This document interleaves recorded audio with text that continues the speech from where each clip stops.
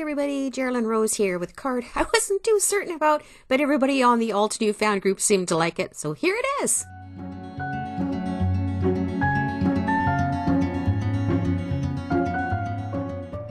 This was for the 30 days of crafting card made with shades of orange. It was also for a workshop that I was in, which I did not get the instructions beforehand because my email is glitzing, so I went in my own direction.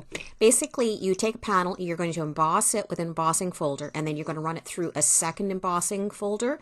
I started out with mine first with the ribbon waves, and then I distress spritzed it, and I jumped over to my second panel on the metallic cardstock, which had the Mighty Waves folder on it. Took out metallic paints and painting over top of the metallic. So I had the shiny gold and I also had the brushed gold.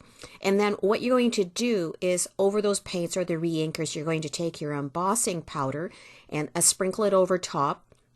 You're just going to keep repeating these layers over and over again. So you can see here I'm on my first layer with the metallic paints and I'm embossing it. I think I also went in with a little bit of Versamark too because I could see that it was having difficulty sticking to that shininess of especially the shiny gold one. One of the other options you could use was getting out some of your ink re-inkers. So you can see I've got the full set of the Ranger ones over to the left. I'm pulling out shades of the yellow, the oranges, some pinks, blue and purple there, and I'm putting it over top, and this is where I'm discovering that it's beating up on top, of course, of the last layer of embossing powder, which has set because it's so shiny and there's literally really nothing for it to adhere to.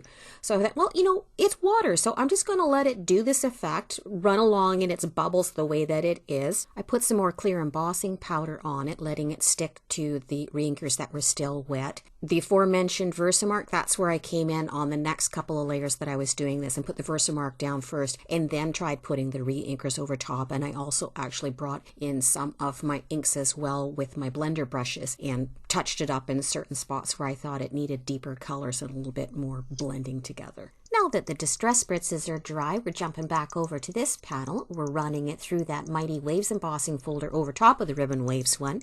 Jumping in with some white distress spray that we're just tapping over top. We want to have that galaxy look, the background in it. I wanted to highlight the one wave that I had cut off the gold cardstock because I thought, oh, I just need more blue in this. It's one that's farther set in the background. I took some mica sprays and I'm painting them on just for that wave portion. Here I'm auditioning what I want on the front for the sentiment.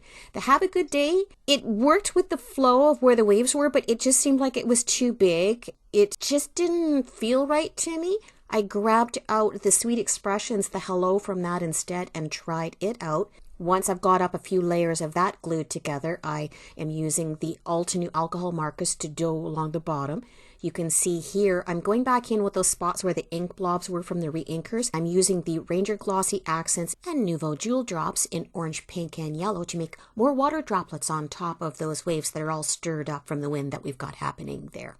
We're going to bounce back over to the stacked up hello sentiment. I am pushing it into Versamark here. I'm first dipping it into white embossing powder to get the first layer on that, shaking it around. I'll put it over on my mat, heat it up with the embossing gun. I'm going to go in with a second layer of the matte dull powder from Wow. The reason why I did that was because there's already so much shiny stuff going on that card that I wanted the sentiment to stand out enough. Have that done. You can see I'm kind of auditioning where I want to place it. I did put red sticky tape down on the back of this because otherwise it would not have adhered well to that glossy surface. I have got the panel now glued down. I'm trimming off the parts that stuck out a little bit. Here you can see already I've put some of the star enamel dots up at the top. And the waves didn't look complete to me, and I was like, oh, it's because they don't have white caps. So I came back in with some fabric paint, put white caps over top of the waves. I've got a custom stamp that I'm putting on the back here. I've got a few from a Canadian company that's not doing them anymore, but I believe there's a US one that still is. Jump to the inside sentiments. This was from the Paint a Flower, the Iris, and I picked 2 sentiments out of that, and I'm doing my typical ombre for it. So that's the finished card with a crackly, glazy texture over top and the spritzy background. you all be that change you want to see in the world. Have some fun out there crafting and share some handmade kindness with everybody. All right, thanks so much for watching. We'll see you all next time. Bye-bye.